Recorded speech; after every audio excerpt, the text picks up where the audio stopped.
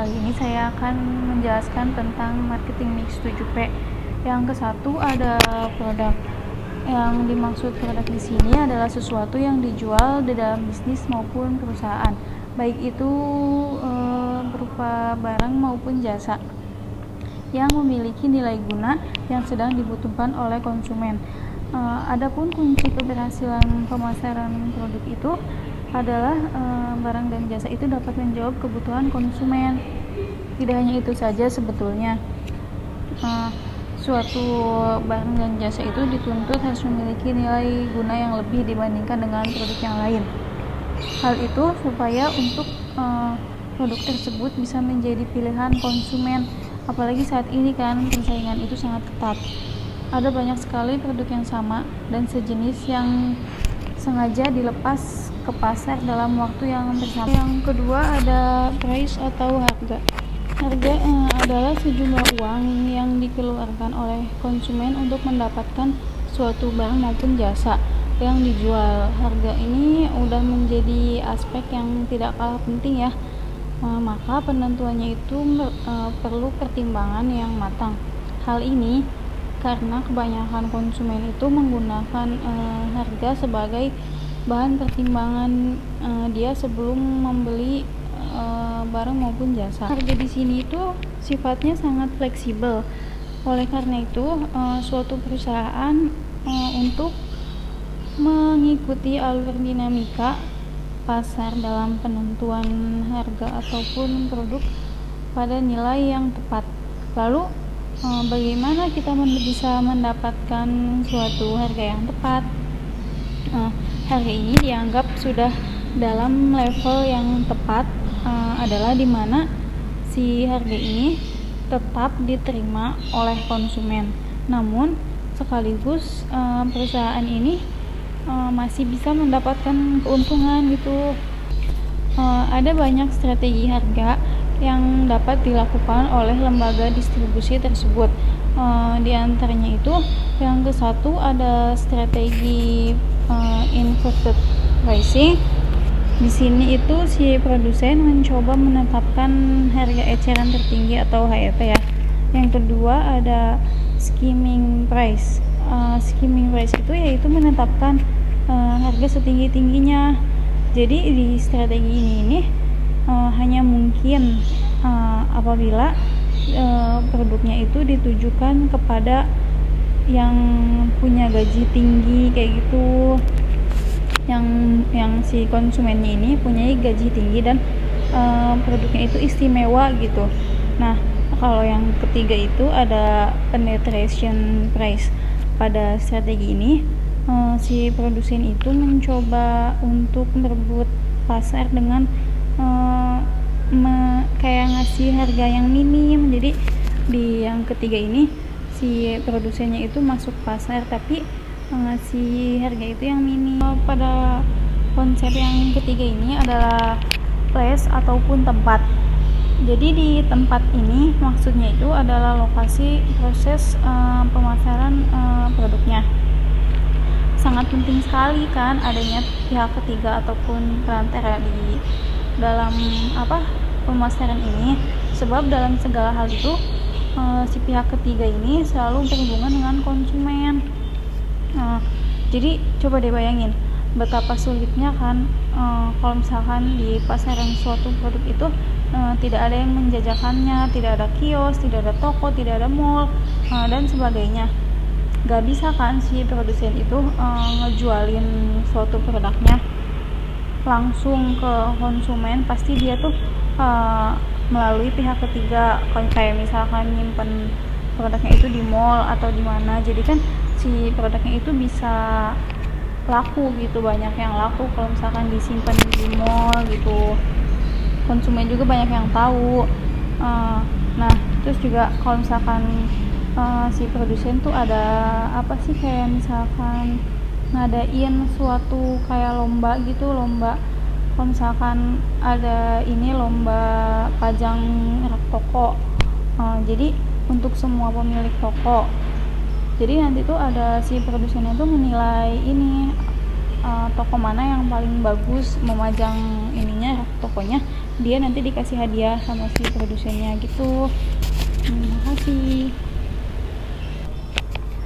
Cukup sekian penjelasan yang dapat saya sampaikan, bisa dilanjut kepada pemateri 2. Yang keempat yaitu promosi. Seperti yang kita ketahui di era yang semakin modern ini, promosi menjadi peran yang sangat penting dalam pemasaran.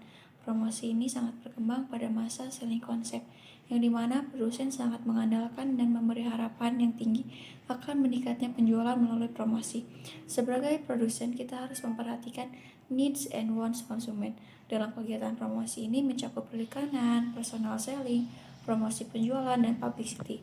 Seperti yang kita ketahui, dalam menempatkan marketing mix harus berpegang pada prinsip ekonomis, yaitu dengan pengorbanan yang sekecil-kecilnya ingin mendapatkan hasil mix yang sebesar-besarnya.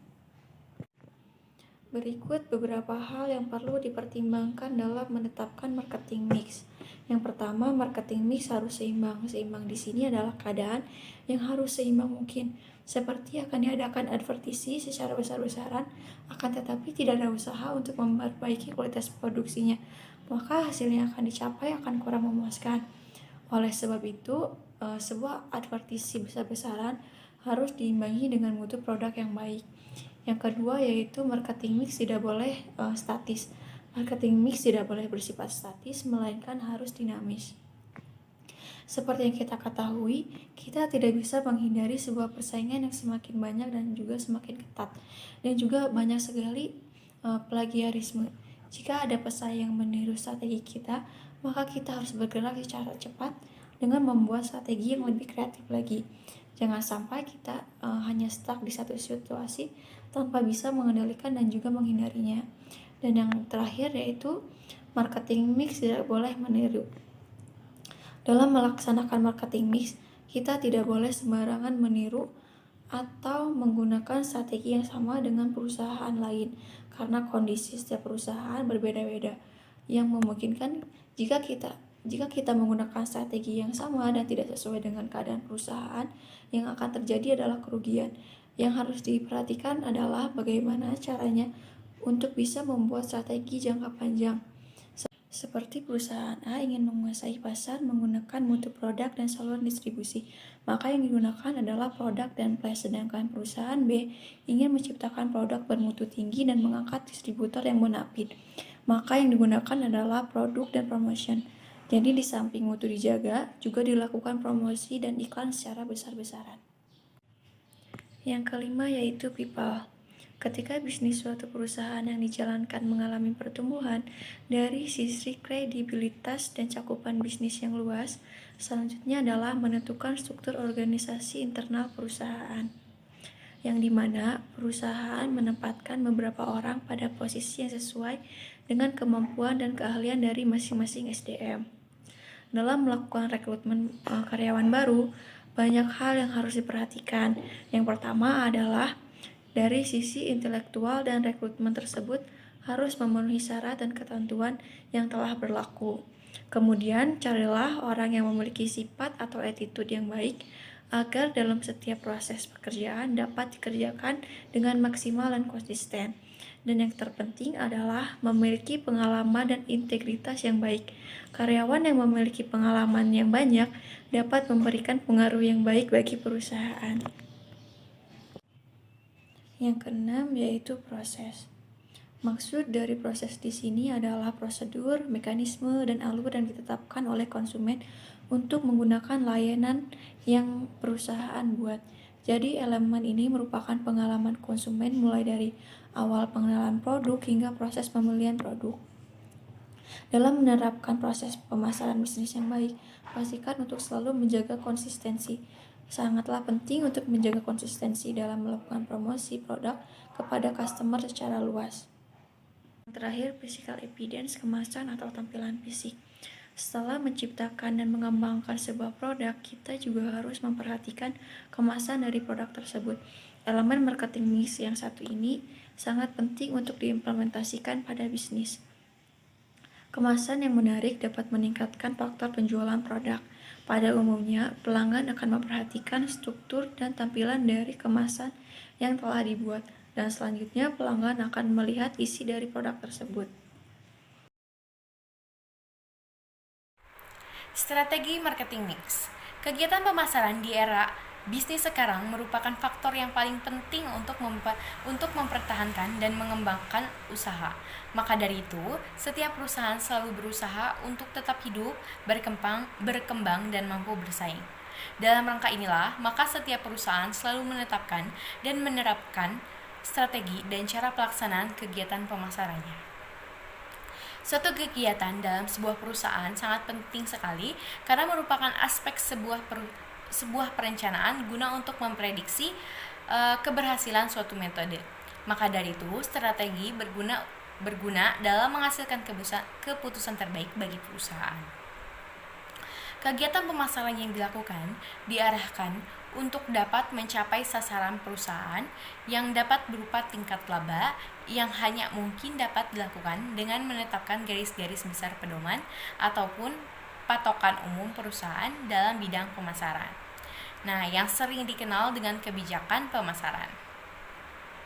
Kebijakan pemasaran tentunya sejalan dengan konsep pemasaran yang menekankan pemberian pelayanan yang memuaskan kepada konsumen. Nah, melalui kegiatan dan strategi keuntungan ataupun laba, dalam jangka panjang, manajemen pemasaran adalah salah satu unsur dalam strategi pemasaran terpadu adalah strategi acuan ataupun bauran, yang merupakan strategi yang dijalankan perusahaan yang berkaitan dengan penentuan bagaimana perusahaan menyajikan penawaran produk pada segmen pasar tertentu yang merupakan sasaran pasarnya. Nah, berikutnya itu ada marketing mix. Marketing mix itu merupakan kombinasi variabel ataupun kegiatan yang merupakan inti dari sistem pemasaran. Variabel yang dapat dikendalikan oleh perusahaan untuk mempengaruhi reaksi para pembeli ataupun konsumen. Jadi, marketing mix terdiri dari himpunan variabel yang dapat dikendalikan dan digunakan oleh perusahaan untuk mempengaruhi tanggapan konsumen dalam pasar sasarannya. Variabel ataupun kegiatan tersebut perlu dikombinasikan dan dikoordinasikan oleh perusahaan seefektif mungkin dalam melakukan tugas ataupun kegiatan pemasarannya. Dengan demikian, perusahaan tidak hanya sekedar memiliki kombinasi kegiatan yang terbaik saja, akan tetapi dapat mengkoordinasikan berbagai variabel marketing mix tersebut untuk melaksanakan program pemasaran secara efektif. Terima kasih. Sekian dari saya. Seperti diketahui, strategi pemasaran adalah himpunan asas yang secara tepat, konsisten, dan layak dilaksanakan oleh perusahaan guna mencapai sasaran pasar yang dituju dalam jangka panjang dan tujuan jangka panjang dalam situasi persaingan tertentu. Dalam strategi pemasaran ini terdapat strategi acuan atau bauran pemasaran yang menetapkan komposisi terbaik dari 7 komponen atau variabel pemasaran untuk dapat mencapai sasaran pasar yang dituju sekaligus mencapai tujuan dan sasaran perusahaan.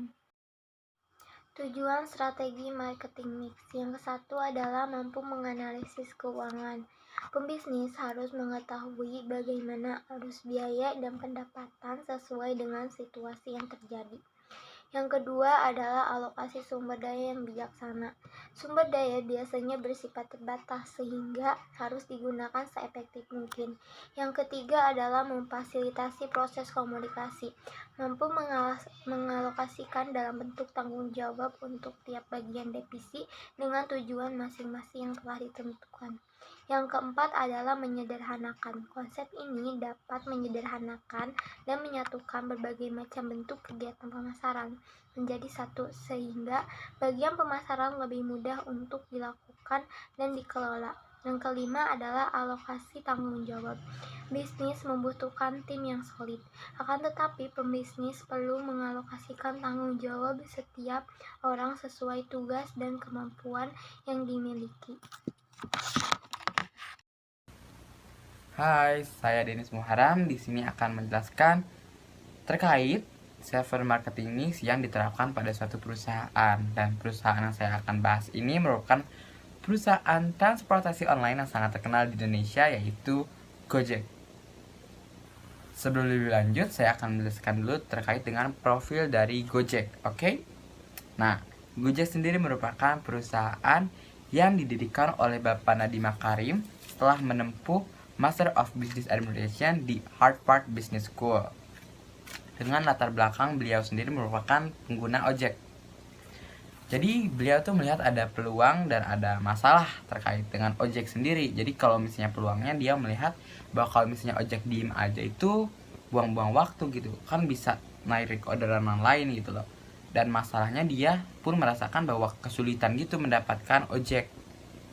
Dan pada akhirnya pada tanggal 13 Oktober 2010 beliau mendirikan Gojek dengan 20 driver dengan menggunakan layanan call center.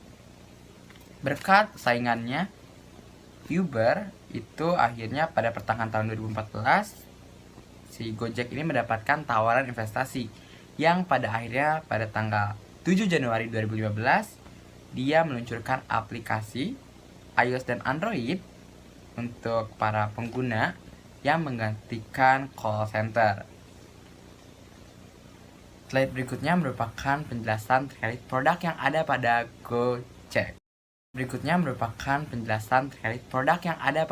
Gojek.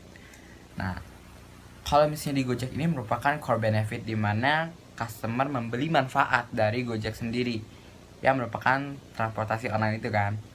Ada basic produknya dari Gojek ini, atau ada GoRide, ada GoFood, ada GoCar, dan ada expected product. Ini merupakan seperti helm, jas, masker, hand sanitizer. Terus ada augmented product, ini merupakan produk tambahan yang digunakan untuk membuat perbedaan produk dengan saingan yang lain, seperti ada GoPay, GoInvest, GoSure, ada GoGift juga. Lalu ada juga potential product, di mana ini merupakan produk tambahan yang didapatkan customer setelah mendapatkan pelayanan. Jadi contohnya seperti asuransi keselamatan dan asuransi keselamatan barang. Nah, seperti itu. Yang selanjutnya saya akan menjelaskan terkait dengan price. Kalau dasar penetapan harga di Gojek sendiri menggunakan metode PSM. Apa itu PSM? PSM merupakan price sensitive matter, di mana penetapan harga di sini memiliki pendekatan maksudnya terhadap kebutuhan dan keinginan konsumen yang didasari terhadap persepsi konsumen. Jadi persepsi konsumen itu bakal mikir biaya yang dikeluarkan oleh saya ini sebanding nggak dengan pelayanan yang saya dapat, seperti itu. Next, berikutnya ada place. Jadi kalau Gojek sendiri tidak memiliki kantor khusus ya, jadi dia itu karena bentuknya kemitraan, dia memiliki kantor pusat yang bercabang di berbagai kota yang digunakan untuk melayani keluhan customer dan melayani proses pendaftaran kemitraan, seperti itu. Kurang lebihnya mohon maaf. Wassalamualaikum warahmatullahi wabarakatuh. Dilanjutkan oleh Fikri. Profil perusahaan Gojek yang selanjutnya yaitu promotion. Perusahaan menerapkan sistem promotion. Yang pertama yaitu brand. Contohnya digital marketing, product placement, dan sponsorship. Yang kedua yaitu app usage. Contohnya voucher atau promo terbatas, dan promo dengan merchants atau mitra yang bekerja sama dengan Gojek. Proses promosi ini cukup berhasil menimbulkan minat pengguna untuk memesan makanan atau jasa dari mitra Gojek tersebut. Dengan bentuk promo ini, merchants mendapatkan sales dan Gojek mendapatkan app usage dari penggunanya. Selanjutnya yaitu people. Gojek memiliki orang-orang yang memiliki kompetensi yang sangat tinggi. Yang pertama ada Nadiem Makarim, founder sekaligus Menteri Pendidikan dan Kebudayaan di pemerintah saat ini. Yang kedua yaitu driver Gojek yang menjadi mitra. Yang ketiga yaitu partner lainnya yang mendukung brand awareness Gojek menjadi semakin kuat. Selanjutnya ada proses. Untuk mendapatkan pelayanan jasa transportasi Gojek menggunakan prosedur secara online. Dengan menggunakan aplikasi Gojek, kamu dapat memesan Gojek driver untuk mengakses layanan kami. Masukkan alamat kamu untuk mengetahui biaya penggunaan layanan. Gunakan layanan Use My Location untuk mengarahkan driver ke tempat kamu berada. Setelah kamu mengkonfirmasi pesanan, teknologi location visit kami akan mencarikan driver yang posisinya paling dekat dengan kamu. Setelah seorang driver ditugaskan, kamu dapat melihat foto driver mengirimkan SMS dan juga menelponnya. Yang terakhir yaitu physical evidence. Adanya fasilitas yang disediakan Gojek, diantaranya pelayanan yang responsif, ramah, dan adanya jaminan kesehatan. Jaminan kesehatan meliputi masker wajah dan kepala, helm, jas hujan, dan asuransi keselamatan untuk barang yang hilang. Gojek akan tutupi kerugian pengguna sampai dengan 2 juta rupiah.